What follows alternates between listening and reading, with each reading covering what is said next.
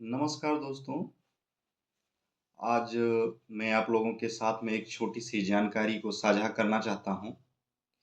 तो बात ये है कि आज अचानक से मेरे एक भाई, मेरे दोस्त, उनका मेरे पास फ़ोन आता है और वो कहते हैं कि भाई तुमने सुना एक दवा आई है, वो दवा लेने से एक ही बार में मोटापा कम हो जाता है।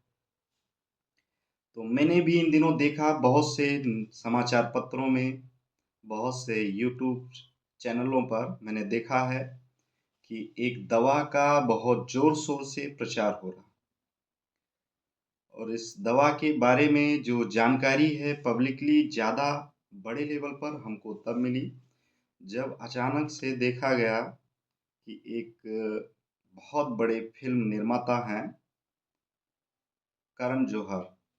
इनको अचानक से स्पॉट किया गया कि इन्होंने अचानक से अपना बहुत सा वेट लॉस किया और अपने आप को स्लिम फिट बहुत ही कम समय में दिखाया। तो लोगों का यही मानना था कि इतने कम समय में कोई व्यक्ति इतना स्लिम फिट कैसे हो सकता है।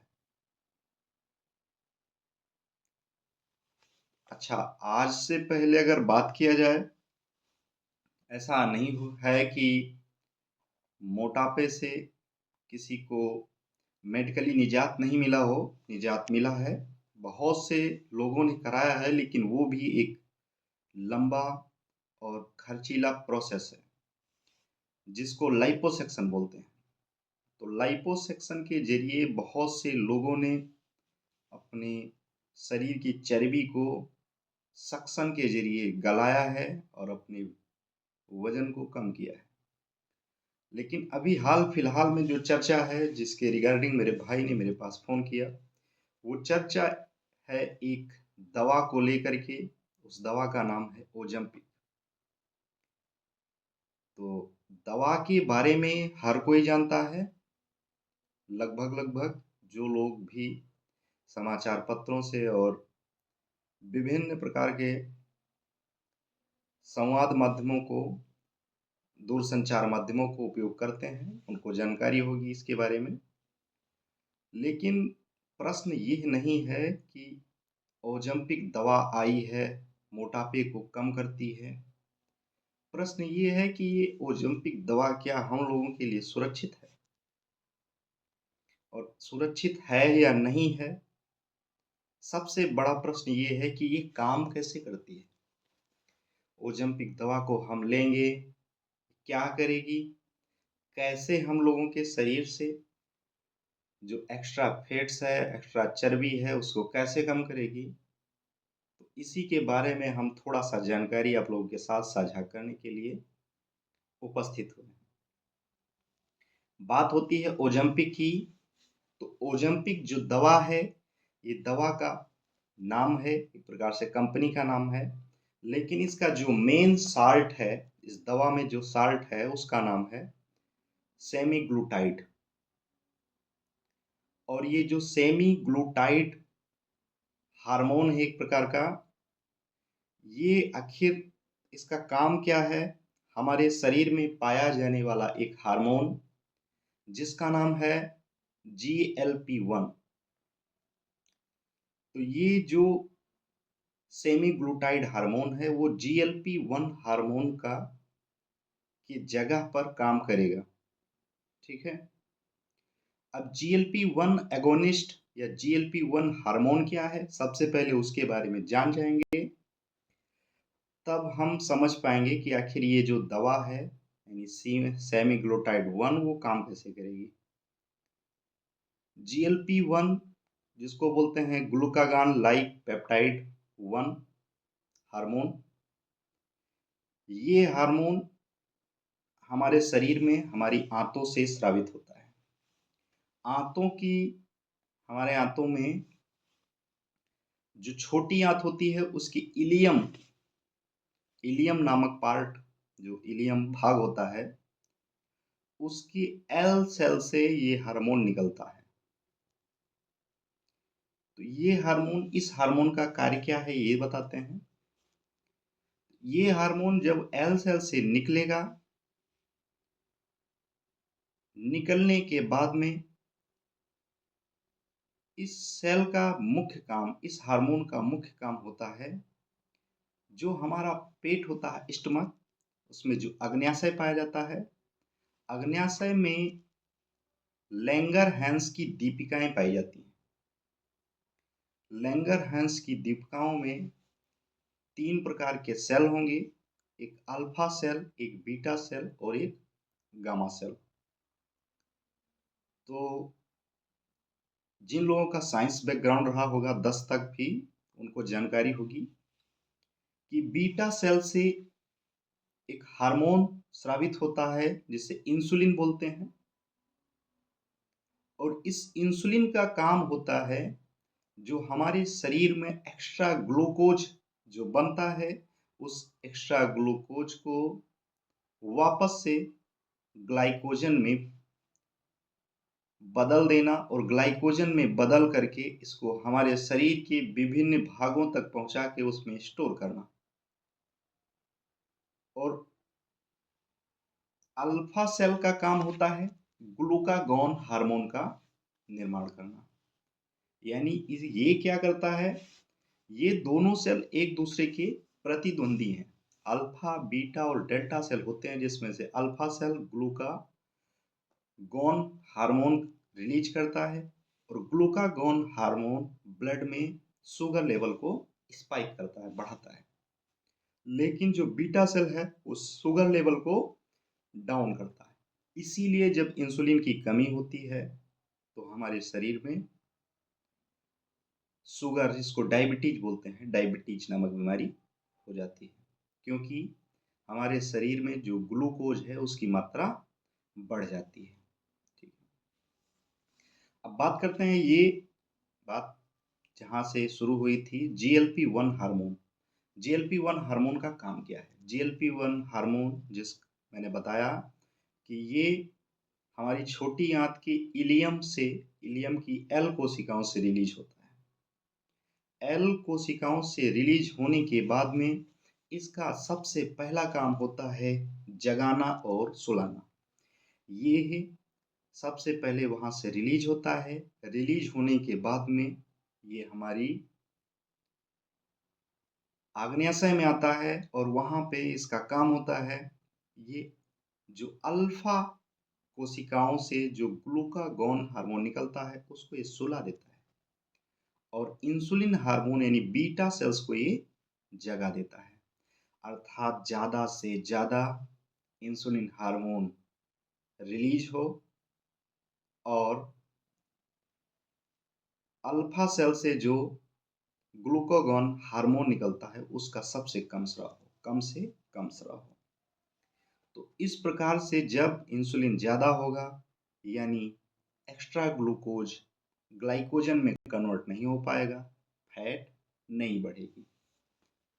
तो ये काम तो हम बता दिए अल्फा और बीटा सेल्स का, यानी GLP-1 हार्मोन का पहला काम ये है। एक इसका दूसरा काम भी है GLP-1 हार्मोन का। तो हमारा जो मस्तिष्क होता है, हमारा मस्तिष्क में एक ग्लैंड पाई जाती है, एक ग्रंथि है, अंतःस्रावी ग्रंथि, जिसको बोलते हैं हाइपोथैलेमस ग्लैंड। इसका काम मेन रूप से ये होता है, हाइपोथैलेमस, ये हमारे शरीर के ताप का, हमारी शरीर की एनर्जी का, भूख का, प्यास का, ये सब नियंत्रण यहीं से होता है, हाइपोथैलेमस ग्लैंड से। तो ये नियंत्रण किस प्रकार से होता है इस बारे में हम थोड़ा सा बताते हैं। तो सबसे पहले अगर बात किया जाए कि ये जो हमारा मस्तिष्क होता है उसकी जो हाइपोथैलेमस ग्लैंड होती है, वहां से 2 प्रकार की हार्मोन और भी रिलीज होते हैं। एक का काम होता है हमारी, हमको भूख लगवाता है, यानी उसकी वजह से हमें भूख लगती है। और एक हार्मोन ऐसा होता है जिसका काम होता है कि वो मना करता है, यानी भूख को, यानी हमारा पेट भरा होने का संकेत देता है कि बस, अब बस करो, अब तुम बहुत खा चुके हो। तो जो भूख लगाने का काम है उस हार्मोन को कहते हैं न्यूरोपेप्टाइड 1 हार्मोन, एनपीवाई हार्मोन। और जिस हार्मोन का ये काम होता है कि वो मना करे, पेट भरने का संकेत दे, उस हार्मोन को बोलते हैं पीओएमसी हार्मोन या फिर सीएआरटी हार्मोन। पीओएमसी हार्मोन यानी प्रो ओपियो मेलानोकार्टिन हार्मोन। ये हार्मोन होता है पीओएमसी हार्मोन, जिसका काम होता है कि हमारे शरीर में हमको भूख, वो सिग्नल देता है कि हमको अब भूख नहीं लगी है, हमारा पेट भरा हुआ है। तो ये जो GLP-1 हार्मोन है, ये निकलता है सबसे पहले बीटा सेल्स को सक्रिय करता है, अल्फा सेल को निष्क्रिय करता है, GLP-1 हार्मोन।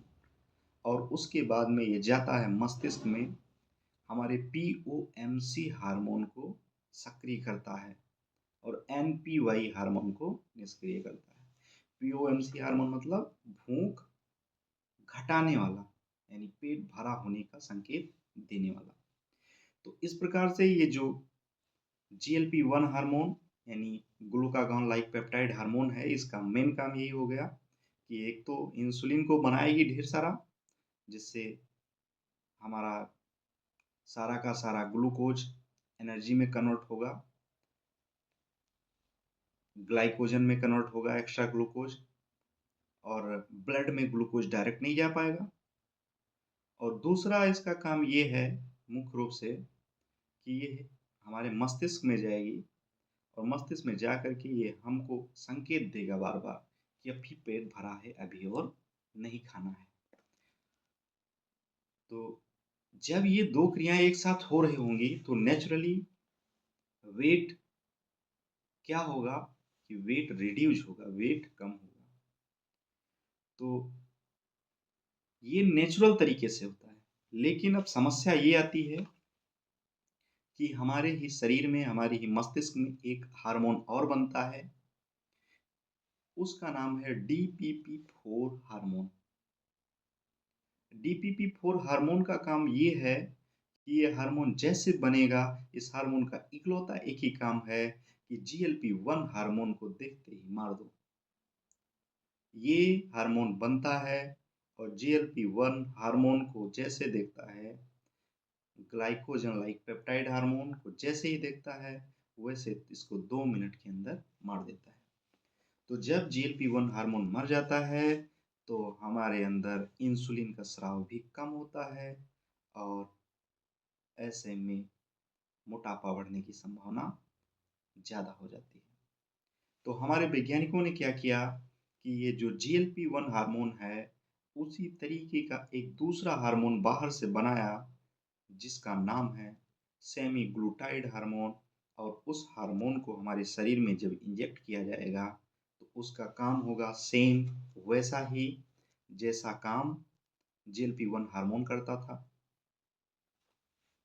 ये GLP-1 हार्मोन की तरह ही कार्य करेगा, लेकिन जो DPP-4 हार्मोन है वो इसको मार नहीं पाएगा।